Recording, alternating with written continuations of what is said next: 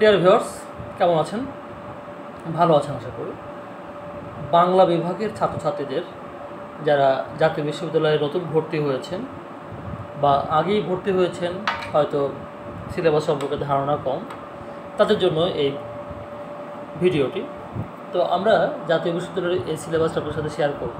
আপনারা দেখছেন জাতীয় বিশ্ববিদ্যালয়ের লোগোটা দেখছেন, ন্যাশনাল ইউনিভার্সিটি। তো এটি মূলত তাদের ওয়েবসাইটে প্রকাশিত সিলেবাসটি। তো আমরা ভিউয়ার্স আপনাদেরকে সিলেবাসটি দেখাবো। এই সিলেবাসটি 2013-14 সাল থেকে শুরু হয়েছে, এখনও অপরিবর্তিত অবস্থায় আছে।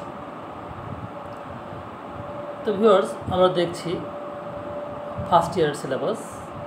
আমরা ধারাবাহিকভাবে প্রথমে সিলেবাস দিব, তারপর আপনাদের সাজেশন, আপনাদের প্রশ্ন, নোট, আপনাদের বিভিন্ন ধরনের ব্যাখ্যামূলক বিষয়গুলো দেখব। তো দেখছি ভিউয়ার্স, আমরা প্রথমে দেখলাম ফার্স্ট ইয়ার পেপার কোড 211001, তো history and culture of Bangladesh and Bengalis from ancient to 2080। তো ভিউয়ার্স, ভয় পাবেন না যে পড়তে আসলাম বাংলা, ইংরেজিতে লেখা, তো ইংরেজিতে পড়বো না, তো দুঃখিত হবেন না। মূলত এখানে যেটি দেওয়া আছে সেটা হচ্ছে বাংলায় লেখা থাকলেও এখানে পুরোটাই কিন্তু আপনাদের ইংরেজিতে লেখা থাকলেও পুরোটা বাংলায় পড়তে হবে। এরপরে আপনারা বাংলা পাবেন একটু পরেই। এর 100 মার্কসের পরীক্ষা হবে এবং 4 ক্রেডিটের পরীক্ষা হবে। 211-003 history of Bangla language and functional Bangla. তার মানে আপনাদের বাংলা ভাষার ইতিহাস জানতে হবে, বাংলা ভাষার ইতিহাস এবং ব্যবহারিক বাংলা। এর জন্য আপনাদের 100 নাম্বার থাকবে, 4টি ক্রেডিটে 100 নাম্বার থাকবে।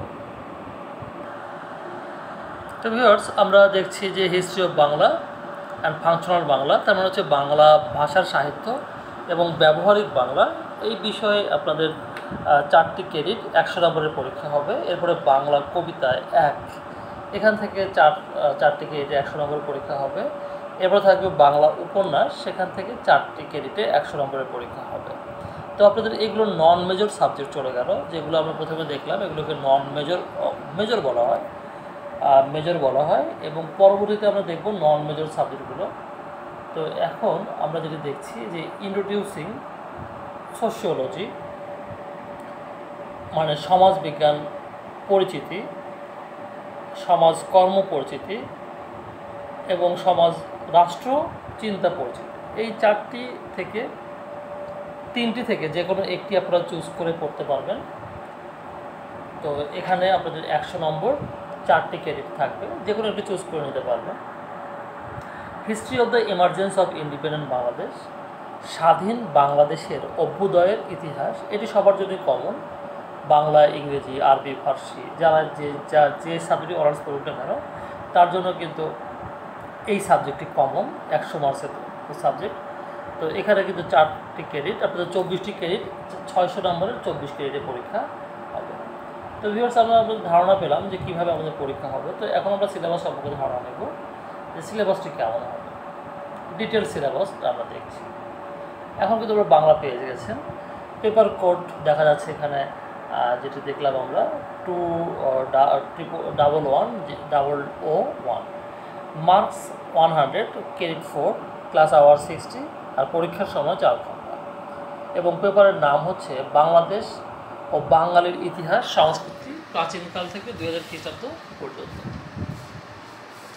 তো আমরা বুঝতে পারলাম যে এখানে ইতিহাস শিখব আমরা, বাংলাদেশ এবং বাঙালির ইতিহাস এবং সংস্কৃতি শিখব। সেটি হচ্ছে প্রাচীনকাল থেকে 2000 খ্রিস্টাব্দ পর্যন্ত, মানে অনেক লম্বা একটা সময়, পুরো বাংলার সময়টাই নিয়ে এসেছে। তো এখান থেকে আমরা দুটো ভাগে কিন্তু এটি করব। একটি হচ্ছে বাংলাদেশের ইতিহাস, আরেকটি হচ্ছে বাঙালির ইতিহাস ও সংস্কৃতি। তো বাংলাদেশের ইতিহাস পড়ব আমরা 40 নম্বরের জন্য এবং বাঙালির ইতিহাস সংস্কৃতি পড়ব 60 নম্বরের জন্য। তো বাংলাদেশের ইতিহাস 40 নম্বরে কী কী থাকছে সেগুলো দেখে নিই।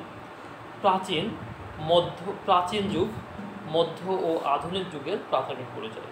তারপর প্রাচীন যুগের প্রাথমিক পরিচয় দেওয়া হবে সেখানে, মধ্যযুগের প্রাথমিক পরিচয় এবং আধুনিক যুগের প্রাথমিক পরিচয়, বিভিন্ন জনপদের পরিচিত। আপনারা জানেন যে বিভিন্ন জনপদ ছিল আগে, হরিকেল, বঙ্গ, সমতট, রাঢ়, এই সমস্ত জনপদগুলোর পরিচিতি দেবে এবং সীমারেখা দেওয়া হবে।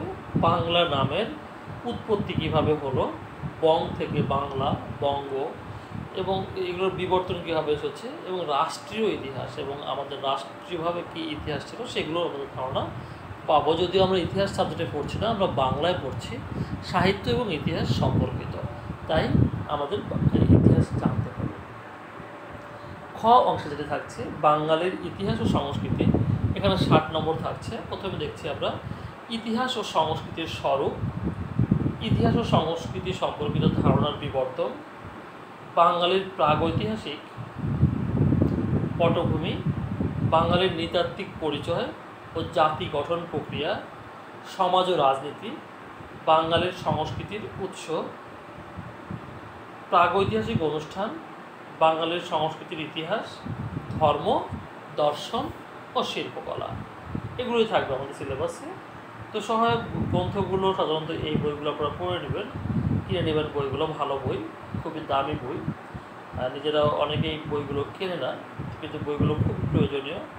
এখানে যে সমস্ত লেখক আছে এদের লেখা পড়লে আপনার মানসিকতার ব্যাপক উন্নতি হবে। আনিসুজ্জামান সম্পাদিত, আহমদ শরীফ সম্পাদিত,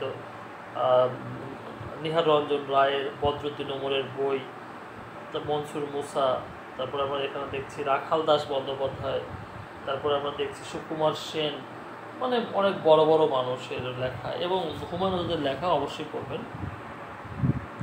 তো আমরা দেখলাম যে আমাদের প্রথমটি চলে গেল, আমাদের পরবর্তীতে আসছে আইআইটি কোড, সেটা হচ্ছে 211103 এবং মার্চ 100 ক্রেডিট। ওই 4 আগে বলেছি।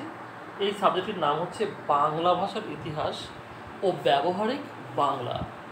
তো এখানে আপনাদের দুটো ভাগই থাকবে, এখানে দুটো ভাগ, বাংলা ভাষার ইতিহাস একটি ভাগ 50 নম্বরের এবং ব্যবহারিক বাংলা আরেকটি ভাগ 50 নম্বরের। তো ক বা বাংলা ভাষার ইতিহাসে আমরা যেগুলো পাবো সেগুলো হচ্ছে ইন্দো ইউরোপীয় মূল ভাষা থেকে বাংলা ভাষা পর্যন্ত ক্রমধারা, বাংলা ভাষার উৎপত্তি বিষয়ে বিভিন্ন মত, নব্য ভারতীয় আর্য ভাষাসমূহের প্রাচ্য শাখা, প্রাচীন বাংলা থেকে আধুনিক বাংলা পর্যন্ত বিভিন্ন স্তর, বাংলা ভাষায় আর্য ও বৈদেশিক প্রভাব, বাংলা উপভাষা। তো আমরা এখন খ দেখব ব্যবহারিক বাংলা 50 নম্বর, যুক্তাক্ষর গঠন ও বর্ণের পরিবর্তিত রূপ, বাংলা বানান সংস্কারের নানা উদ্যোগ, প্রমিত বাংলা বানানের নিয়ম, বাংলা বর্ণমালা বানানের কিছু সমস্যা, হ্রস্ব ই ও হ্রস্ব ইকার, দীর্ঘ ই ও দীর্ঘ ইকারের ব্যবহার, নত্যবিধান, সত্যবিধান, সন্ধি, সন্ধির মধ্যে তিনটা থাকে, স্বরসন্ধি, ব্যঞ্জন সন্ধি, বিসর্গ সন্ধি, বিরাম চিহ্নের ব্যবহার, বাংলা ভাষার প্রয়োগ ও অপপ্রয়োগ, বাংলা পরিভাষা, সাধু ও চলিত রীতি, প্রতিবর্ণীকরণ শিখতে হবে আমাদের, প্রতিবেদন রচনা করতে হবে, জীবন বৃত্তান্ত লিখতে হবে এবং সার সংক্ষেপণ ও কার্য বিবরণী লিখন আমাদেরকে কার্য বিবরণী লিখন। তো ভিউয়ার্স, আমরা এখানে যে বইগুলো পড়বো সেই বইগুলো দেখে নেই, অনেকগুলো সুন্দর সুন্দর বই আছে, সেগুলো আমরা দেখব।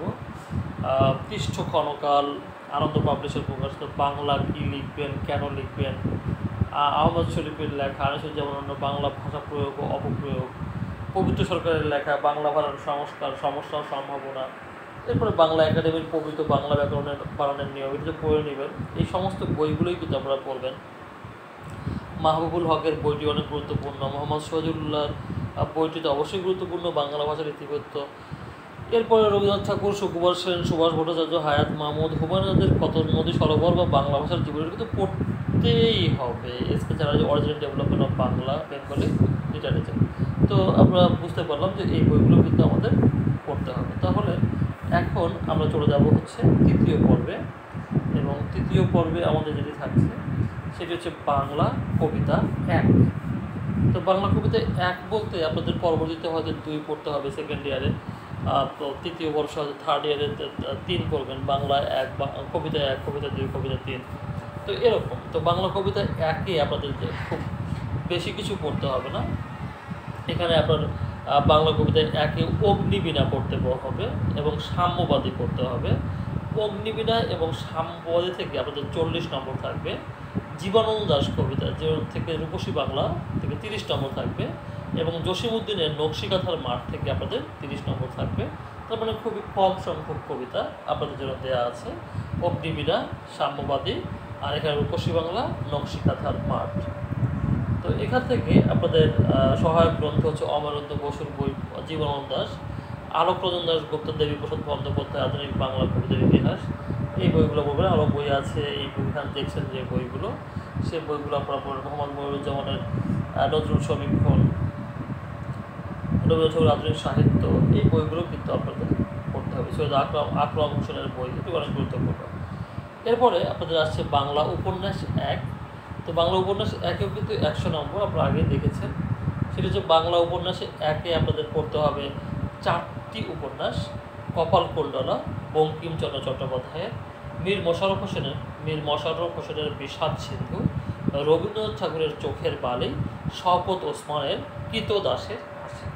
আর এখানে সহায়ক গ্রন্থ হিসেবে অচ্যুত গোস্বামীর বাংলা উপন্যাসের ধারা, অর্চনা মজুমদারের রবীন্দ্র উপন্যাস পরিক্রমা, অরবিন্দ পোদ্দারের বঙ্কিম মানুষ, আনিসুজ্জামানের বাংলা সাহিত্য, আবুল্লাহ মোস্তফা কামাল আবুহারা, ক্ষেত্রমণি চৌধুরীর বীর মানুষ।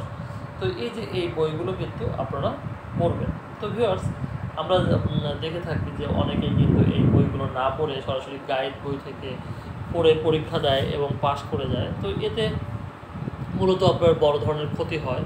সেই ক্ষতিটি হচ্ছে যে আপনার বাংলা ভাষার দক্ষতা সৃষ্টি হয় না। নিজের বিষয়ে, নিজের সাবজেক্টের উপরে দক্ষতা সৃষ্টি না হলে আপনার তো স্কিল ডেভেলপমেন্ট করলো না, এবং দেখবেন যে আপনি পরবর্তীতে আপনার যে কোনো জায়গায় আপনি ভালো করতে পারবেন না।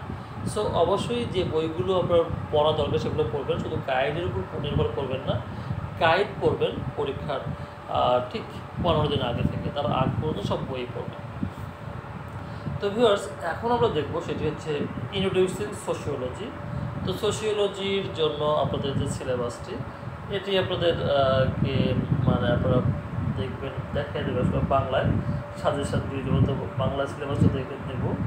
আবার এই সোশ্যাল ওয়ার্ক, এটিও বাংলায় দেখিয়ে দেবো, সহজ হবে।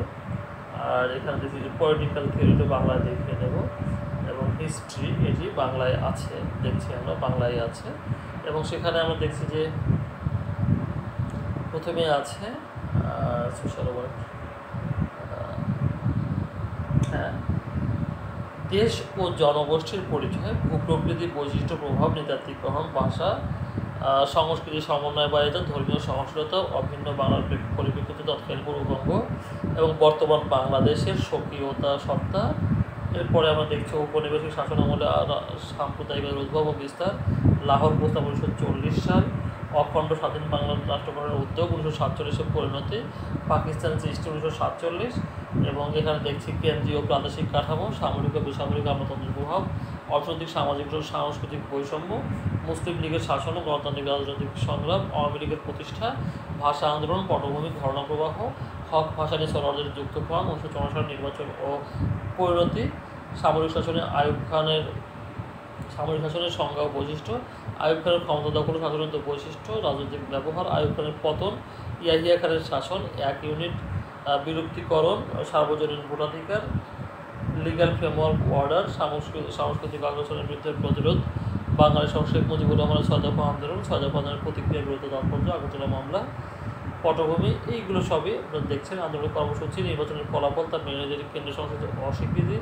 অসহযোগ আন্দোলন, বঙ্গবন্ধু 7 বছর ভাষণ, অপারেশন সার্চলাইট, বঙ্গবন্ধু স্বাধীনতা ঘোষণা, গ্রেপ্তার, 1971 গণহত্যা, নারী নির্যাতন, শরণার্থী, বাংলাদেশ সরকার গঠন, স্বাধীনতা ঘোষণাপত্র, স্বতঃস্ফূর্ত প্রাথমিক অবরোধ, ভূমিদের প্রচার মাধ্যম, ছাত্র নারী সাধারণ প্রকাশন, অবদান, মুক্তিযুদ্ধের বিজয় শক্তি, রাষ্ট্রসভার ভূমিকা, দখলদার বাহিনী, শান্তি কমিটি, আলবদর, আল শামস, রাজাকার, অন্য সহযোগী, পাকিস্তানি বন্দী অবস্থায় বঙ্গবন্ধুর বিচারক, বিশ্ব প্রতিক্রিয়া, প্রবাসী বাঙালি, বিভিন্ন দেশের নাগরিক সমাজের অধিকার, মুক্তিযুদ্ধে ভারতের অবদান, যৌথ বাহিনী গঠন ও বিজয়।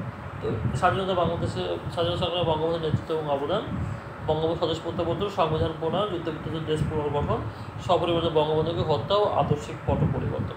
তো এই যে ভিউয়ার্স, এটি ছিল আমাদের হিস্ট্রি অফ ইমার্জেন্স ইন্ডিপেন্ডেন্সের সিলেবাস। তো আমরা দেখলাম। তো ভিউয়ার্স, আমরা পরবর্তীতে আপনাদের সাথে বিভিন্ন সাজেশান এবং আপনাদের গল্প কবিতাগুলো নিয়ে আসবো। তো সবাই আপনাদের প্রয়োজনগুলো আমাদেরকে জানাবেন, যাতে আমরা বুঝতে পারি যে আপনাদের কোনটি বেশি প্রয়োজন। আর আপনার প্রজেক্টটা আপনি ভালো বুঝবেন, আর আমরা আপনাদের হেল্প করার জন্য আছি আপনাদের পাশে। তো ভালো থাকবেন, সুস্থ থাকবেন, দেখা হবে বারবার আশা করি। এবং আমাদের চ্যানেল ভার্চুয়াল ভার্সিটি, এই চ্যানেলটি সাবস্ক্রাইব করবেন, লাইক করবেন, কমেন্ট করবেন এবং শেয়ার করবেন। Wish you good lakh.